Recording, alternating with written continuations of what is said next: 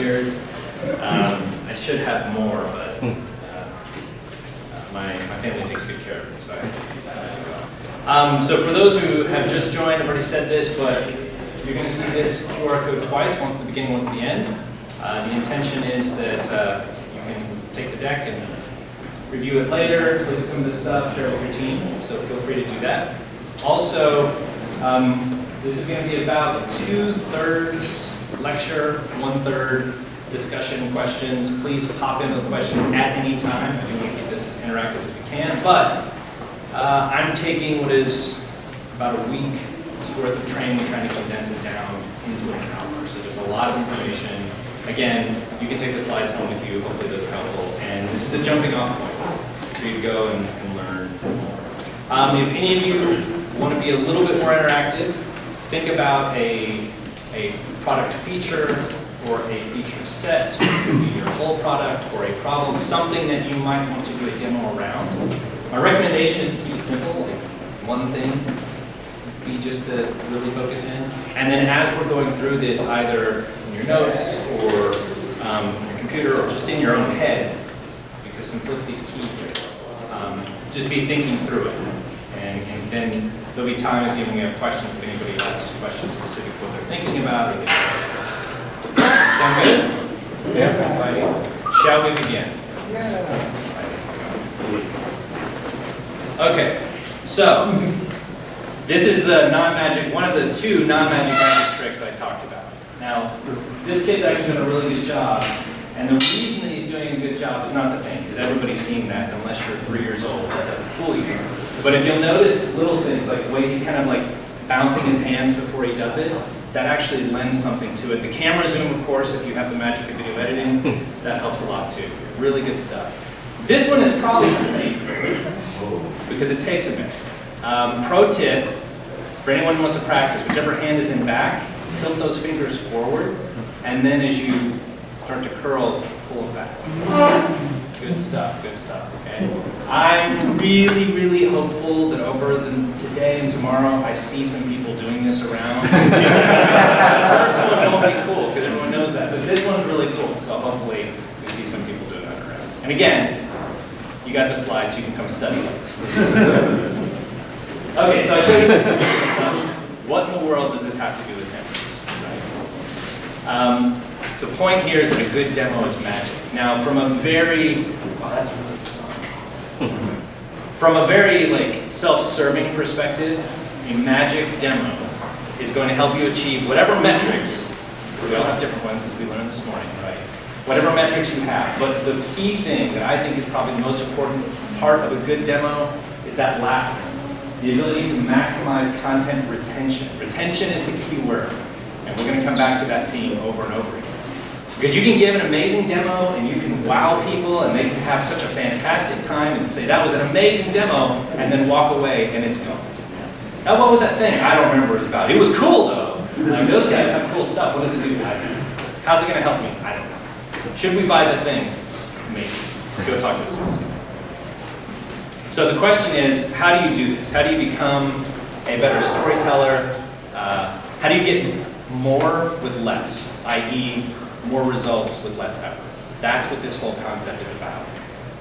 Most of you know 70, 80%, 90%, 99% of what you're going to see today. That's the bad news. The good news is the real secret isn't the stuff. You know how to do everything we're going to talk about. The real secret is how you put the pieces together and the right structure, that technique. Because the magic is the result of preparation, experience, and technique. Preparation is just you being ready. I can't help you with that. Experience is time with your product, time with your community, time in the field. I can't help you with that. Technique I can help you with. So that's what we're mostly going to focus on here. Okay, technique. What does that mean? Where does technique come from? What's this stuff? Who's this Ron guy? Okay. I mentioned this earlier. This is not from me. This is not my brainchild. I just ripped off really smart people, and I'm just sharing it with you because we're a community. But all of this stuff is based in human psychology. The way people learn, the way people remember information. We can actually see a picture of the brain a little bit. It's no test. why people pay attention, how do you get past their filters. And most of this comes from this book, which is called Demonstrating to Win. In sales engineering circles, this is kind of like a classic. It's from a company called the number 2 Win, exclamation point, who does training for demo and discovery and other things, very sales focused. But the good news is it doesn't really matter, because if you focus on the basic things and you take these very, very simple techniques and use them properly, it works really, really well. So again, you don't have to believe me because it's not from me. And there's lots of people who are doing this. So what about me? Why am I here and why am I talking to you about this? And why should you even consider possibly listening to me other than hopefully learning something? I have a theory. I come from a varied background, we're going to see in a minute. And I spent some time doing solutions architecture, sales engineering, working with salespeople. DevRel, as we're talking about today, is relatively new. About, give or take, 15 years. Sales engineering, as we know it today, is about 70 years old, at least. Maybe slightly older, depending on how you think about it. So we can take some of the stuff, like we were talking about this morning, from other departments and other organizations, and pull them in and make them applicable for DevRel. So we're going to steal how to do demos from sales engineering. There, if anyone cares, that is my LinkedIn profile. If you want to find me on LinkedIn or grumble or complain. If you want to go through and see the dates and try and calculate how old I am, I'm not going to tell you. You're welcome to do that. But the key here is that through my career, I've had this kind of organic learning, right? So I started off, spent a lot of time as a developer, as I'm sure a lot of us do. Then I moved into that role as a solutions architect, sales engineer. Worked in the field, worked for a large company with a number of product suites and a lot of crazy, different things we were selling. Worked with very large organizations like Whole Foods, Tyson Foods, Conagra, Nestle, Department of Defense, a number of colleges, all across the board. Millions and millions of dollars worth of deals that I helped land. I can't take the credit, but I can take a little bit. From there, I moved into a role as a principal solutions architect, as kind of a lead on the team, and then actually took over managing the demo team, which built the demos for the entire team. And that's when I started not only working on teaching and training some of these things, but codifying those in those demo assets and the sales assets that we were creating. And mother of all demos, anybody unfamiliar with mother of all demos? Good, we'll get there in a sec. Basically, when our company was going and presenting to the analysts like Gartner and Forrester and those folks, I had the fun job of trying to figure out how to take our entire functionality of our full platform squeezed into an hour-and-a-half story that shows them how we can do everything that they think we should be able to do to score highly in the quadrant or wave, whatever they're doing, and then coordinate with marketing and sales and all those other people. Very fun challenge. From there, I moved into Director of Technical Marketing, and now Director of Developer Success, Head of DevRel here at AppSmith. So hopefully that lets you know that at least I kind of know what I'm talking about. Okay, sidebar, mother of all demos. Very, very sad that more people don't know about this, but more people too. I'd like you to just quickly look at this list that was in this demo.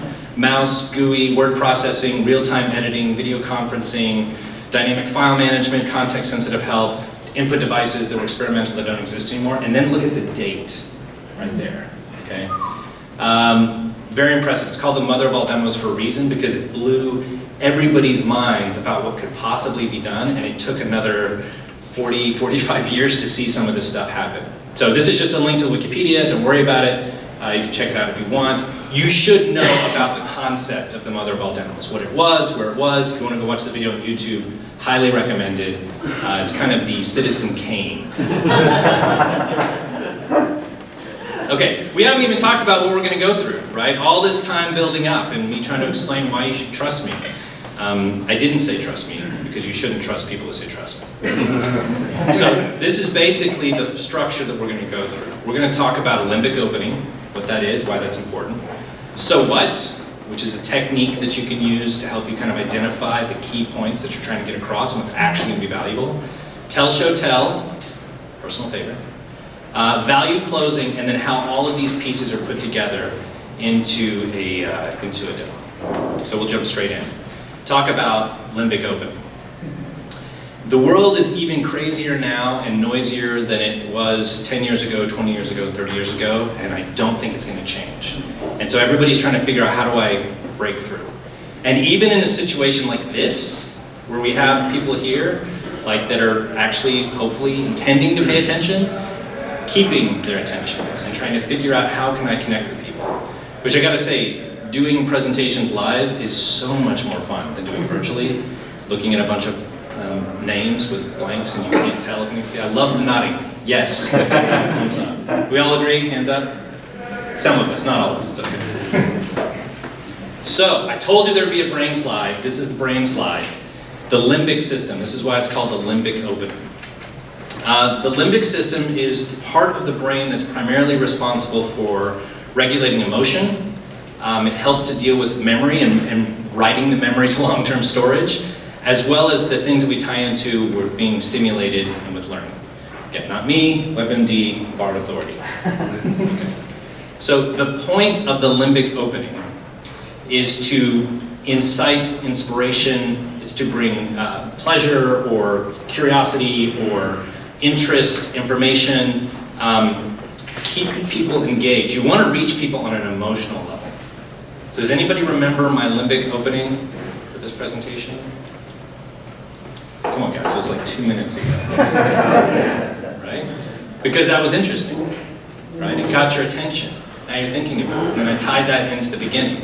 A limbic opening is what you do to grab people's attention. Some people call it clickbait. That is a limbic opening. Just be careful how you use it. So, human beings, the way that we're built, and the way that we live in this world, is that we respond to things in the world. Man, these transitions are so slow. I'm just going to go through all of them. These are some of the things you can use to get that attention. And once you have that attention, your job is to hold it. That comes down to presentation skills, that comes down to your ability to actually be a good speaker, that comes down to understanding your audience. There's a lot to go here. But you can make the easy choice, which is to do something flashy and bold and get attention, and then immediately switch over to being boring or unrelated to what you're doing. It'll help a little, probably better than not, but ultimately you want that continuity. So you want to take something unexpected, something that grabs people's attention. Sometimes people will, take a opinionated statement that maybe not everyone agrees with, or some fact that you didn't realize or understand. I like humor. That's one of the things that I like to lean into. Okay, and then we've got all of these slides. What's going on here? I was wrong. I did have a demo glitch. Look at that. That's why you can trust it. Okay, so that was just a quick overview. We're going to go through these really fast, so I have a lot of time, of the limbic opening. So you want to disrupt people's thought process. You want to actually kind of jar them out of their stupor because they're thinking about 20 different things at the same time. You want to get them engaged and tied in, right? Just like I just reconnected over here with Robert because I remembered that he said something, and that's why in person is so lovely. Okay, that's a limbic opening. We can cross that one off the list. Next is the so what. Is anybody familiar with what this is referencing, other than just maybe being young and bored, or old and bored? So the so what is this thing. I used to have one of my managers when I was in pre-sales, really great guy, really awesome. His whole thing was, so what? Like, oh hey, yeah, Jacob, we're talking to so-and-so, it sounds like it's a really good fit, and I think this product's gonna be just what they need, and I'm putting a demo together. So what? What do you mean? Why should they care, Ron? Why should they listen to you? What's gonna make them actually consider buying the product? Well, because they should. No, you need the so what. You need to figure out what is the pain, what is the problem that people have, what is the issue that's going to get them to listen and pay attention. So, as an example, here's something that I might use as a problem at AppSmith. Deploying and maintaining custom apps is a brittle process that requires specific setup and maintenance in its own right. Now, I put it on this slide trying to make it pretty tight, but in an actual conversation, that's something that I would be talking about. Like, has anyone here ever had the problem trying to deploy an app, particularly with like dependency hell, or when you don't have the right version of Yarn because somebody just updated something, right? Show of hands, anybody? Yeah, exactly, right? Everyone's had that pain. So now that we understand what that pain is, then we can start talking about how does that impact your organization and your team, and how can maybe what we have help you, right? Now people are paying attention to listening. So, benefits, not features. I know we heard the opposite this morning. Joyce and I can have a discussion about that later. But this is really what the so what means, right? The features that you have tell people what you can do, but it doesn't tell them anything about why they care. I can look at 20 different products in the same space, and I can guarantee you 90% of the features are going to be either the same, or I think they're the same, they're just written differently, but it still doesn't tell me anything. But you start talking about the benefits of how this is going to help me, I don't need to understand all of the features. I don't have to figure out how is this going to be applied to me. People are lazy. I get it. I'm lazy too, right? So what I really love is that when somebody else makes it easy for me to do what I'm trying to do. So the idea is that you want to actually not just say, hey, we got all this cool stuff that's going to help you, right? You want to say, hey, these are the problems I bet you have. Is that right? Do you have other problems? Cool, great. With those problems, we can help you solve those, and here's how we're going to help you do it. And these are the features that are going to do that, but you don't care.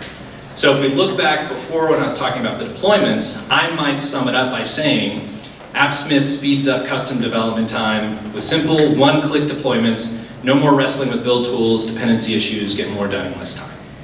Now I mentioned the feature, right? We talked at the beginning, everyone should have a feature they're thinking about. The feature here would be one-click deployments. But that's not really the star of the show. The star of the show is you get more done with less, you have less pain, you overcome that bitterness. The solution, the healing, right? The salve. So here's a technique, and the technique is called 5 whys. And Jacob loved the so what, he loved the 5 whys even more. And the concept is very simple. You take whatever you're trying to do, and you ask the question why. It doesn't have to be 5 times, it can be 3 or 4. So to use that same example, you have this problem, this feature, or a position. You ask the question why, and you're trying to drill deeper down so that you can find the value. It is really hard when you know your product so well to put yourself in the person's shoes. It is really hard to say, well, this is obvious. Of course the one-click deployment is amazing. That should be why you buy it, right? People are like, what the heck does that even mean? So this process is what we can use to drill down. So if we use this one-click deployment, why one-click deployment? Well, it makes app development faster. Why does it make app development faster? Because the process is often brittle, and it requires a lot of time. Why does it require a lot of time? Why is it brittle? Well, the build process takes time, you've got to set up and manage and run it, it changes sometimes, things change underneath you. Why? Well, because the tooling and the dependency management requires efforts and tools and blah, blah, blah. This is basically the process I went through in my head when I was very quickly putting together the problem and the benefit that we saw earlier. And it becomes a habitual thing. Again, some of you are probably doing this to some degree, whether you call it 5 whys or not. But when you're talking to other folks in your team, when you're talking to product marketing, when you're talking to sales, pull out the 5 whys. Always really helpful, and it can also sometimes really be frustrating for people, which is just a benefit, because sometimes people need to be frustrated. Okay, so what? We want to start with the problem, we want to start with the pain that they have and how what you're doing is going to solve that pain, and then we want to make it so simple, so clear. Here is your pain, here is your solution. Boom. Nice and easy. Yes, sir? Is it fair to also say, don't assume that they understand the pain in the same way that you're trying to communicate it? Very fair. That was a big takeaway for the whys for me. It's like, because I constantly preach, like, don't assume they already know anything. Don't assume that like they are articulating the problem the same way that you are, or thinking about it the same way that you are.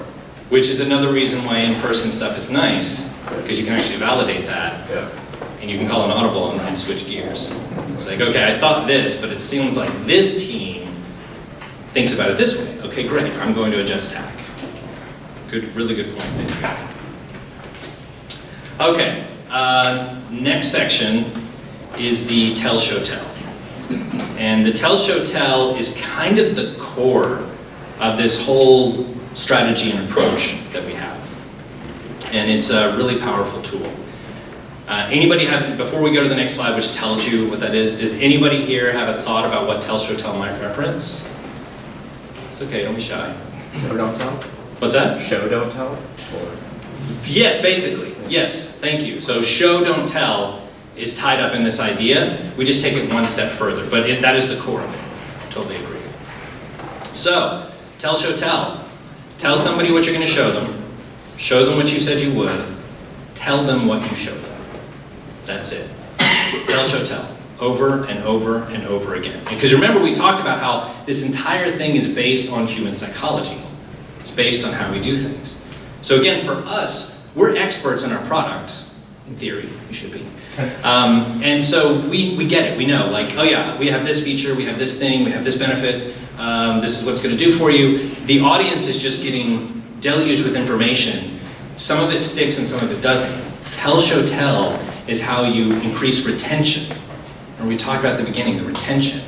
Because what we're effectively doing here is we're building a scaffolding in their brain and a memory mapping for the information for where it's going to fit and how it's going to tie in and how all the pieces go together. Very, very simple. Very, very powerful. When I first learned this, I'd been doing sales engineering, solutions architecture for about a year and a half. I was a pretty good demoer. And the guy that we paid tons of money to got up and told us this, and in my head I was like, what a flippin' bozo, man. What kind of clown nonsense? Tell, seriously?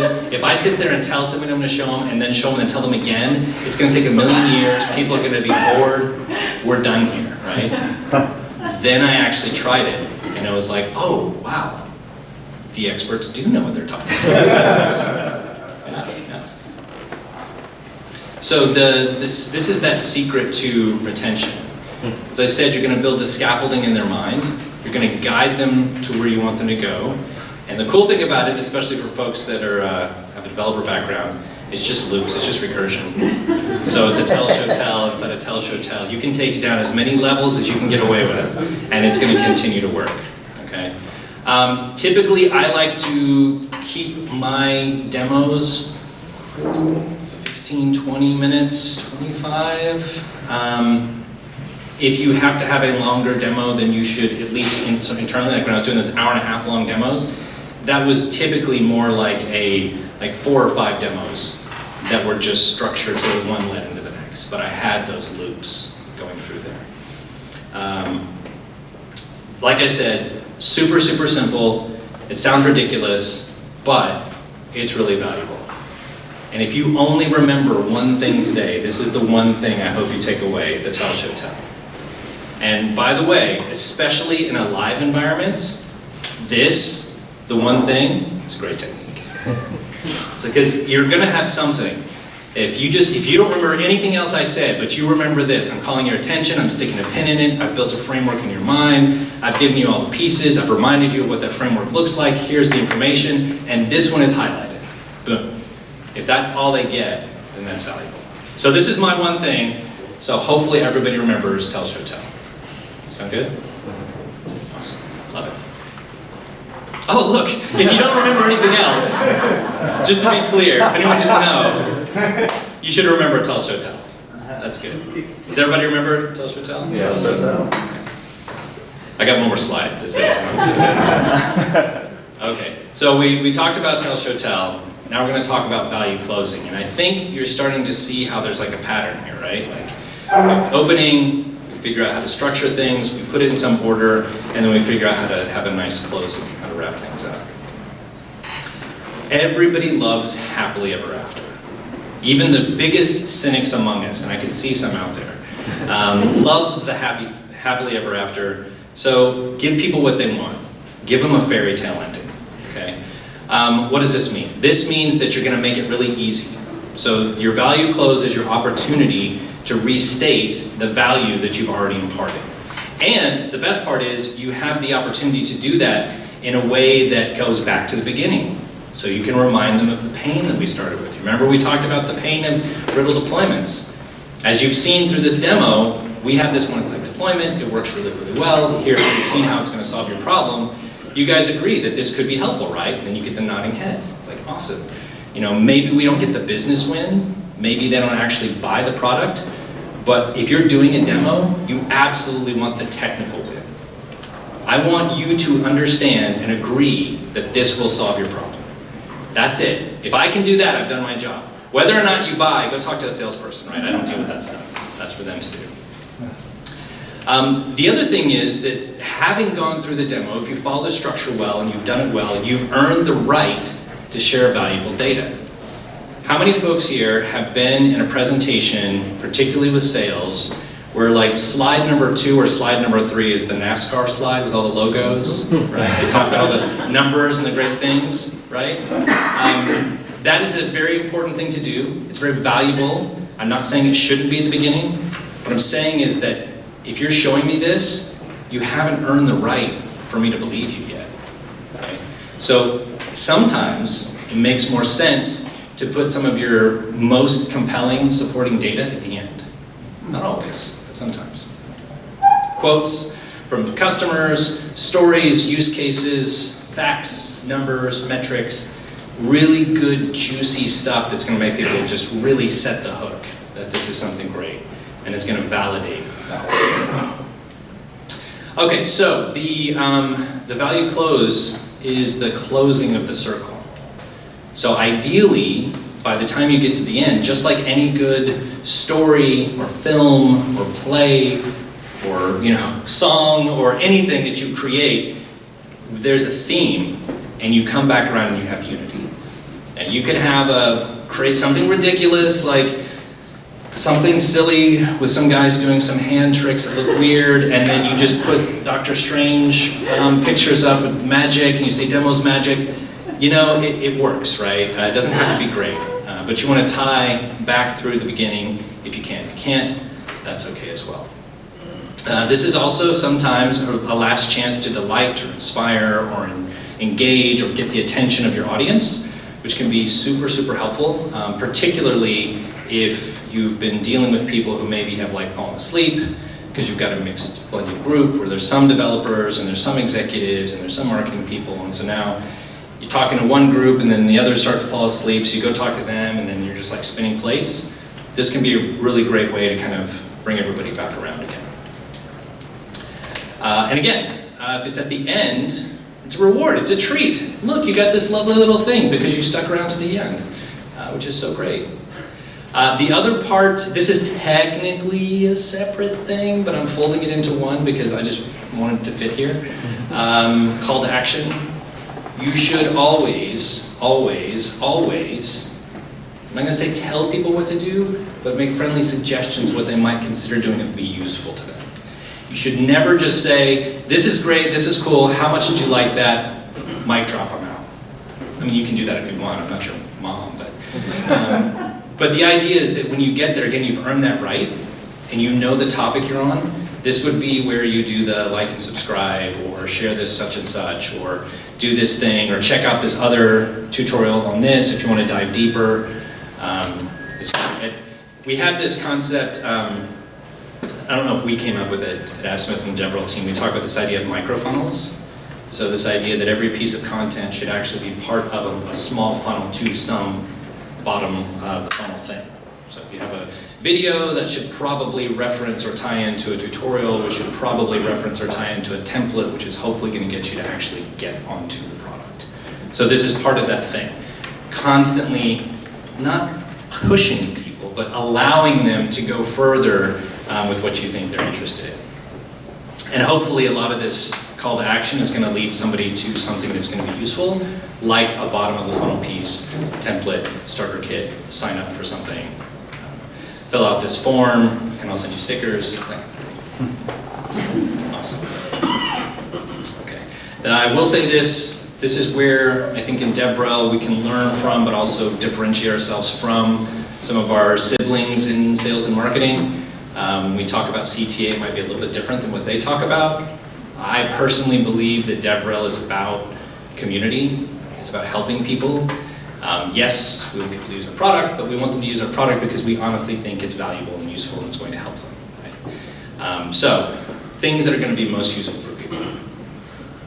Okay, so we talked about the value closing. And a really helpful thing, you probably heard this phrase before, begin with the end in mind. Really, really helpful as you're putting a demo together, and I can't speak for everybody. For me, it's a very organic process. It changes and it evolves, and I come up with something great. Once I kind of know where I want to go, I don't always end up there, but that's when I need to go back, close the loop, and make sure all the pieces line up when we get there. Very creative process. Okay, so let's put all of this stuff together. We're about halfway through, so I'd say we've probably got another 10 minutes or so of slides, and then we can have some like conversations and we can talk about things and ask questions. Sound good? So what does this all look like? I have a very lovely little diagram, I guess, for you that kind of takes all these pieces and puts it together. You could consider this like an outline for what a stereotypical demo would look like, okay? It's limbic opening. You set the agenda, which by the way is your first tell. You do your demo, which is a series of tell, show, tell loops. You talk about what you did with your closing agenda, which is your big tell, your final tell. And then you get to your value closing, which should tie back to your limbic opening and complete the circle, and your CTA, which is associated with the value closing, but I made it separate just because it kind of is. The great thing here is that this structure forces you to simplify. It forces you to, that's why the so what and the 5 whys are so important, because it forces you to take your demo and your message and distill it down to like the most pure, the most useful thing, right? And that process is very limiting, but it ends up giving you something that's a lot more consumable and something which is easier to retain. That's how you get the retention rates up. And that's how you get from 14 points of touch until someone actually tries your product to maybe down to 10 or 8. That's how, when we talked about the flywheel effect and people asking their peers, well, what do you use? Even if they've never used it, like what do you recommend? If they have retention of your product, well, maybe you should try out AppSmith. Yeah, I heard they have a thing and they do this stuff. Yeah, you should check that out, right? That's what we're trying to get to, especially from a DevRel perspective. This structure forces you to choose what you're going to talk about, what people care about. And again, as we've talked about audience, very important to know your audience. Really hard in the digital world where it's like one-to-many, YouTube, blog posts. It can be really difficult, but that may also be a time when you make the same video 3 times for different audiences, right? And figure out how those things go together. Simple is easy to remember. The best demos, the best presentations are the one where the person doesn't need notes. Because I've got 5 things that I want to talk about. And I broadly know what I'm going to say about them, so I could actually sit down right now and give you a blitz, a 20-minute talk about AppSmith without anything. Because I've already got that structure embedded in my head. It's not that hard. You could take the deck, which is included at the end of this deck if you care, and you could do the same thing very, very quickly. Right? Not just for you, but also for your audience. Again, retention. I'm going to say that again. And like everything else, complexity is always going to creep in. And so the more that we force ourselves, encourage ourselves to focus on simplicity, the more we can ward it off. As a funny little note, this section was originally called KISS, my demo. Keep it simple, right? It just didn't quite fit the way I wanted, but it was fun. So that's why I decided to say it anyway. So again, this structure, this poses this limitation, it forces clarity, optimizes for attention. This is science. So one of the things I see frequently is people going into demos, their products aren't necessarily simple, the problem statement may be very complex. Yeah. And so when you look at the fact that complexity is going to show up, depending on what will be involved, backstory that may need to be in it, at what point in your experience are you saying like, you know, this should be 2 separate things because of our agenda or because like there is a prerequisite knowledge that needs to be had in or does this story need to make sense? Like, what's your experience or recommendations to us on? Really, really good question. So, show of hands, how many people here work for or represent or a company with a product that is fairly complex? Okay. Now, show of hands for somebody who has a product that's super simple, sells really well, and is going to make $10 million. Like, a day. Nobody. Yeah. Everything's always more complex. That's why I personally love this approach, because when I started, I actually remember it was I was probably in my first 6 months as a sales engineer, a solutions architect, and I had this big pitch, and I went and I did the demo, and it was great. And my VP happened to join us because it was a big account, and they were bringing an executive in. So it's over, they walked us out of the building, we're going to sit in the car, I was waiting for one of the sales guys to come back. I'm sitting in the car with my VP, and he said, Ron, he said, can I give you some advice? I said, please, yeah, absolutely. He said, what was your point with that demo? I said, well, the point was to show them how cool our stuff is and how it's going to help them. He said, that's not what happened. I was like, did you notice when somebody asked you, can you do X? I was like, yeah, there's so many ways to do it. He's like, exactly. You said there's 5 different ways to solve this problem with their product. I was like, as a developer, I love that. He said, do you know what they were thinking? Wow, this sounds complex. Wow, this sounds hard. I don't think I can figure this out. And they tuned out. And I was just kind of like, oh, wow, I just actually shot myself in the foot 5 different times. Right? So to answer your question, what I would say is simplify it, simplify it, simplify it. And that's why the CTA is so important. And you can also have like a prerequisite knowledge slide. It's like, hey, if you don't understand like what Kubernetes is, this is maybe a little complex, right? So just know that, because we're digging into some details here. Yeah, so my immediate feedback on all of that then is there's a box above the limbic opening that is, so what? Right? The so what is ever present. So what? Yeah, it's yeah, but you're right. Yeah, that's what the so what is, and understanding your audience and how to apply the so what. Yes. I don't know if it's like okay to start asking questions. Please. So I used to do demos like this in a previous role, where talking to somebody who has a problem, and you can typically identify what that problem is and address that with benefits and do this process. In DevRel, a lot of times I'm talking to somebody who maybe I'm in a booth or just met or don't have that context, and it's a lot tougher for me to talk to the benefits because I don't know what problems they specifically have. And I think that's why I fall back on, well, here's a feature, like, would that solve your problem? Or like, how would you use this maybe? And so I'm curious if there's a good way to simplify, or like, sometimes I'll try to just ask like a couple of really quick questions to like do some prospecting, like, first, and then hit one pain point. But yeah, I'm curious if you've been able to condense this into like a 5-minute in any kind of way, or if that's just not possible. So, first off, what I've left out of the official stuff is how you can and should use demos as a discovery tool, because it just didn't really fit the bill of what we're doing, but you're absolutely correct, like asking questions, getting those things. At the end of this deck, and there'll be another QR code if you want to get the slides, I have a link to another deck, which I made, that we use at AppSmith. It's like a product tour, some animated GIFs and stuff. It is basically I don't know what your situation is, I don't know what you know, I don't know anything, so I'm just going to give you this, and I think it's probably about a 15-minute, maybe 20-minute, but I can distill it down into 5 minutes by like this, and based on the response, I can leave one section out or move another section forward. But that exercise, especially if you're thinking about like booth duty, of can I come up with a product tour that can fit into 5, 10, 15 minutes, is perfect. And I would say that the problem is the opportunity in that case. So highly recommend everybody think about going through the exercise. I promise it will be valuable. Okay, so the other nice thing about having this structure is it frees up more of your cognitive ability to focus on presentation.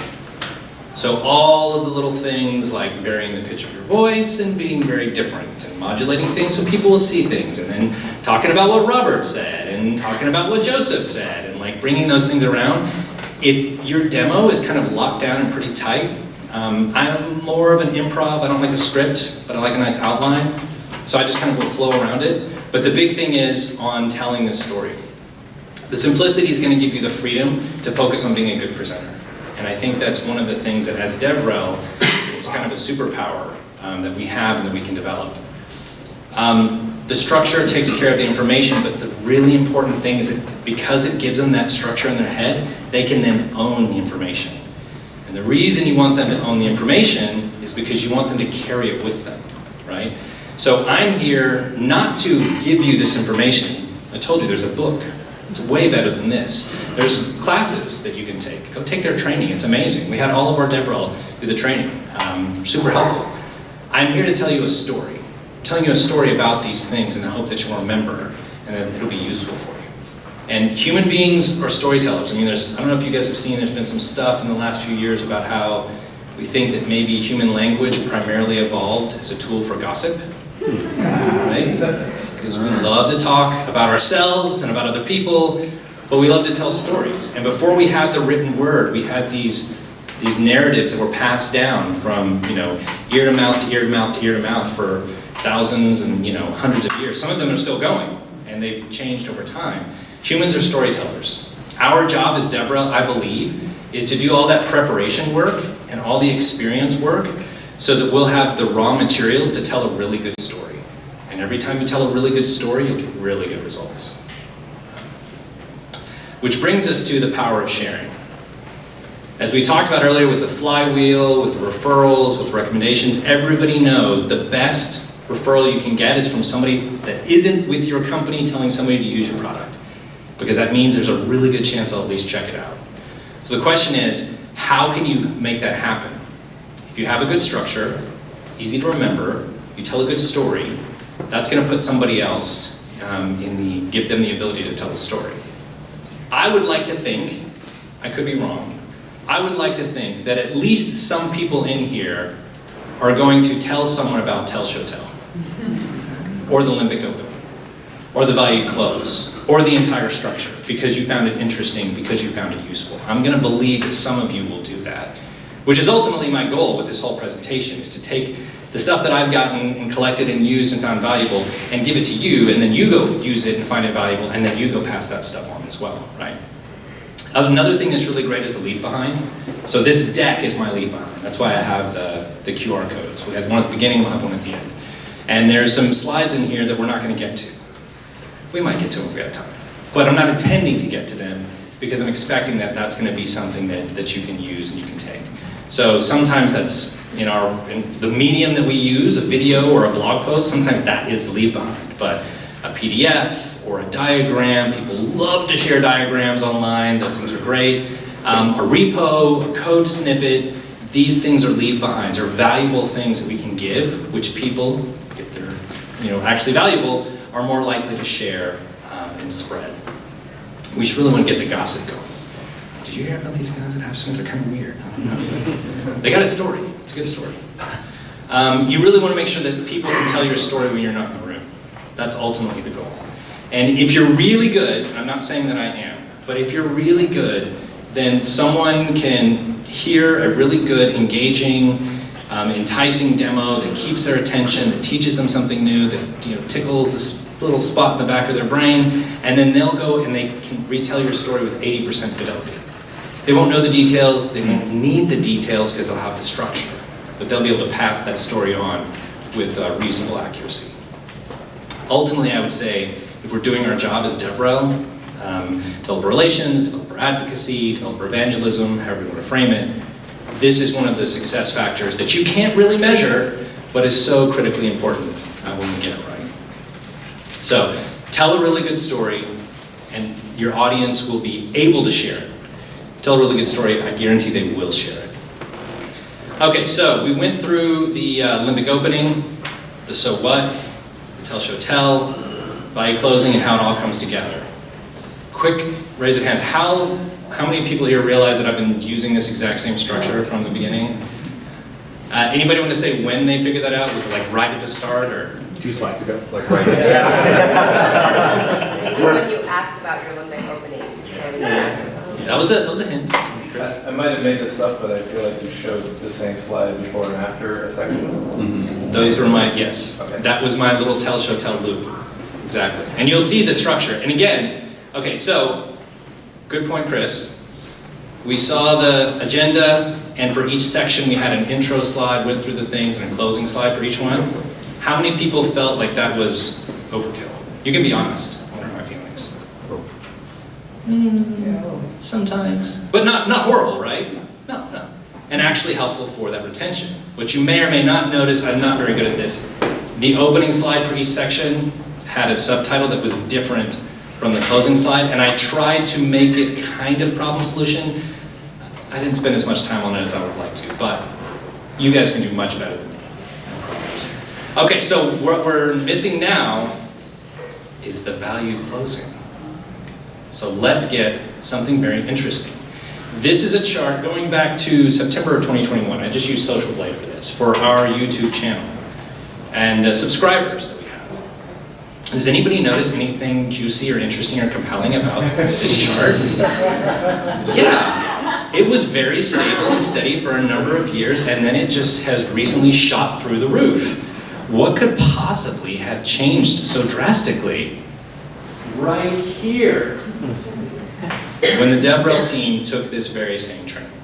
Now, that is not 100% of what this is. Kevin and Joseph in the back. Joseph is our mad scientist. Kevin is our video expert that runs our channel. If you have questions about video stuff, he's got a whole separate playlist on YouTube on how he does stuff. It's amazing. He's giving all the secrets away for free. So there's a lot that we have done that's not just this, but I personally believe, and you can talk to them later and they can disagree, that's okay. I personally believe that even though this doesn't always apply to every video, to every blog post, the concepts here are now part of what we're talking about. Like we're going through and giving feedback on a video and it's like, oh hey, I think we need to see the agenda for the video earlier. I think we might be losing people. Or hey, what are you thinking about for your limbic opening on this? How are you going to get people's attention? Right? What's your CTA and value close on this thing? Oh, really? We can tell you. Right? So very, very useful. We've seen an impact. I had that as a hypothesis. I convinced leadership to invest the money in it. I don't know how, but they did, and the results are great. And we're just going forward from there. Right? So another animated GIF, just because this is super fun. So you're going to be David Blaine, and all of your audience and prospects are going to be this kid who is just blown out of his mind at this amazing stuff that you've done. This is you, and this is your audience moving forward. It won't always be this good because we don't always have time to make things perfect. So sometimes somebody will be like, okay, that was pretty cool, but I saw you flip the quarter into your sleeve. I saw that, but it was good. It was well done. So you don't have to do anything perfect. Oh, look at that, a call to action. Fantastic. Next steps, get the slide deck. I haven't counted how many times I've suggested that through this, but I've suggested it more than one. All the stuff is here, you can come back to it later. You can use it, there's some extra stuff at the end. Use these techniques in your next demo. Retell, limbic opening. If your next demo is in 5 minutes, you can still do that. You can say, you know what, I was just in a session with this really weird dude, Ron, he was trying to teach us magic from GIFs. I don't know, but I'm going to teach you something real, right? Fantastic. Limbic opening. Practice, practice, practice. Now practice can take many forms. A lot of times what we do, I feel the creative aspect can be kind of very individual. I'm writing a blog post, I'm creating a video. I might ask for feedback on the outline, or I might ask for feedback on the finished product, but usually there's not a whole lot that I can do. We were talking earlier about the Gartner conference, and not Chris, the guys behind you.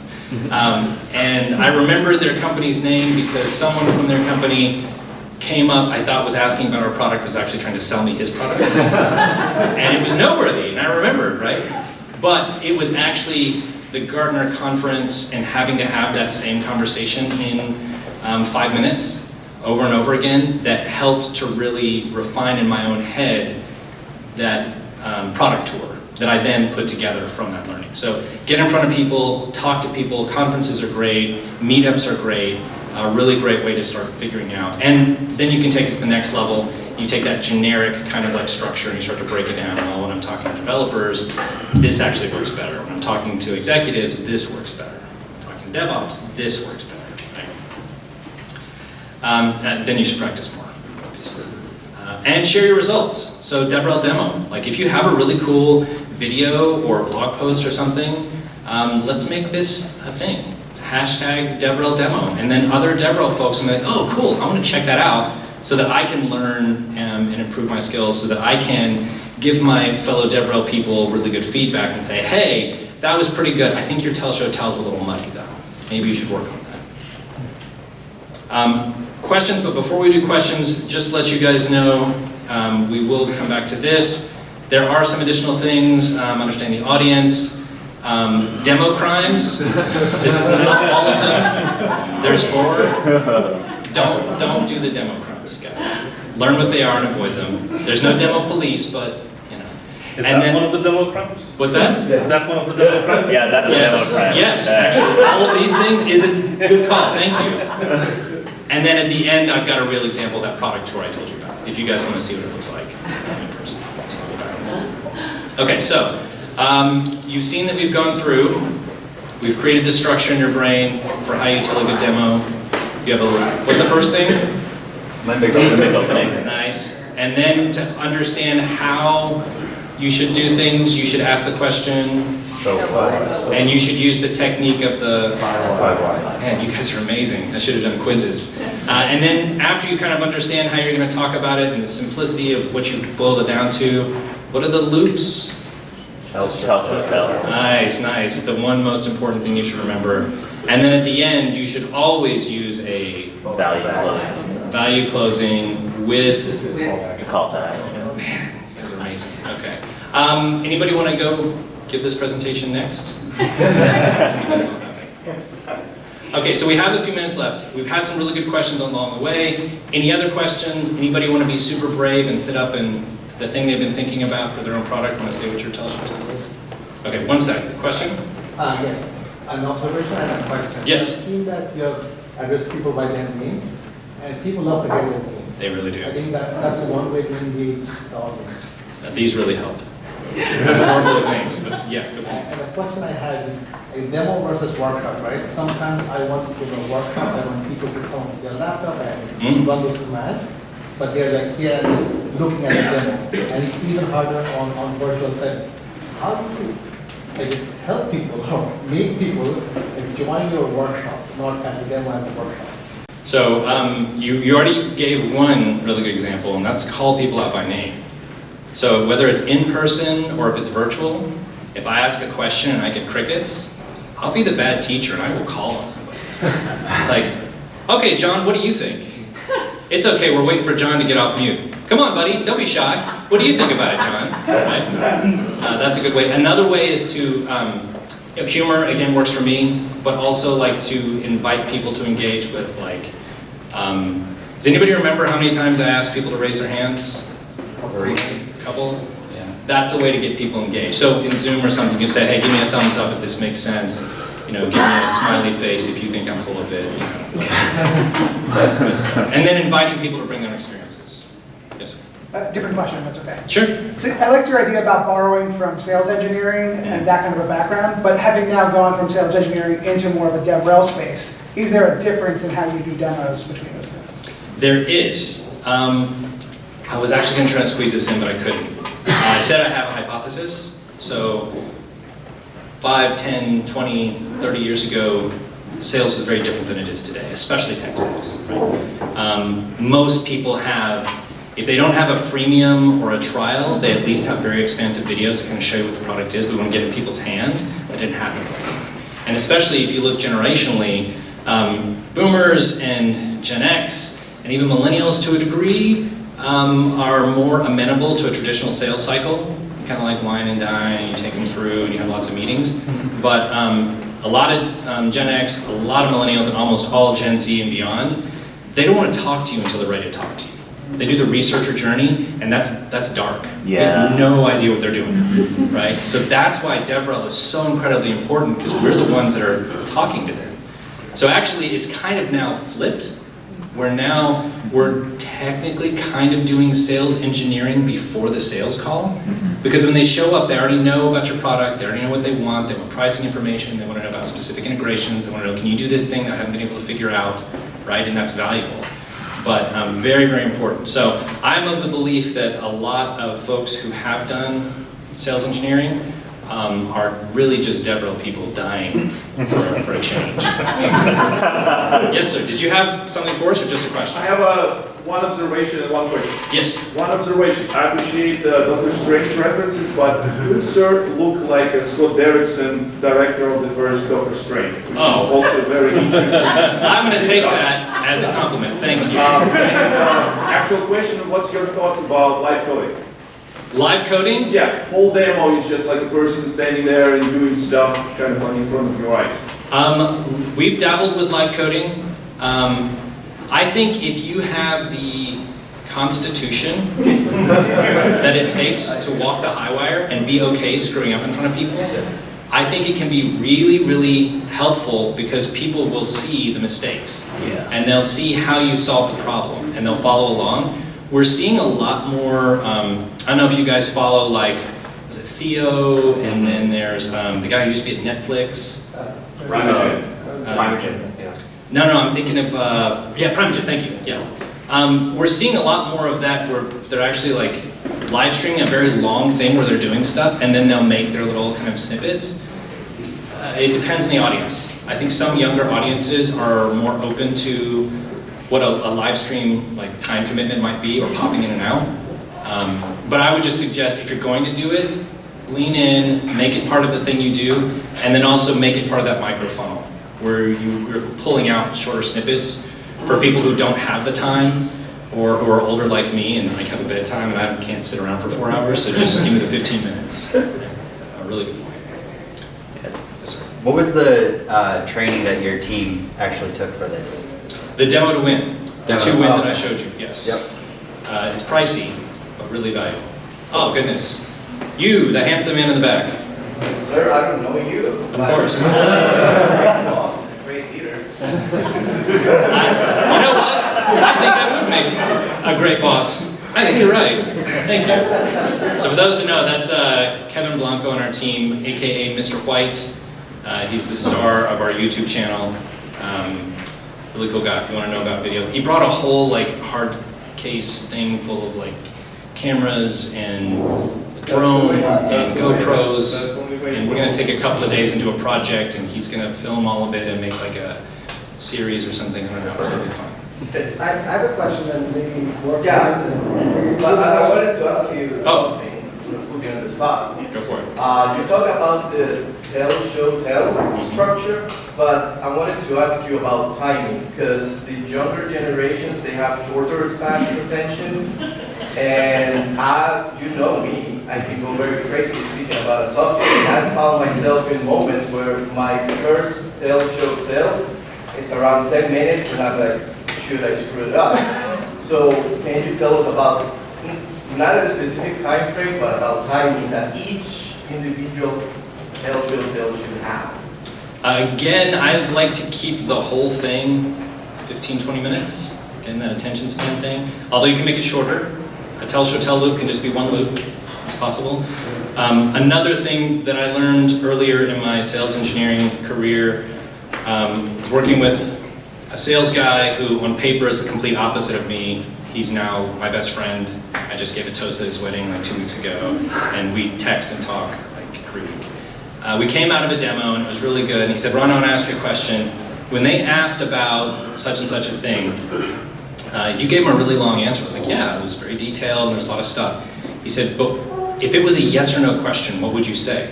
Well, yes. It's like, just do that. If they want or need more information, they'll ask. And so I started practicing that, like really distilling down.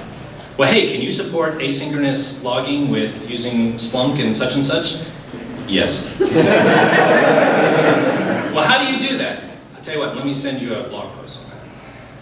But no, that's my hardest thing. So related to that, I'm trying to tell a big story, and I do want to do it in these like iterative little chunks, maybe so it's on YouTube short, it's only 1 minute. Beautiful. I think I can do a tell, show, tell in a minute. Can I do the full like circle in 1 minute, or is that bad? I'm just trying. Can you?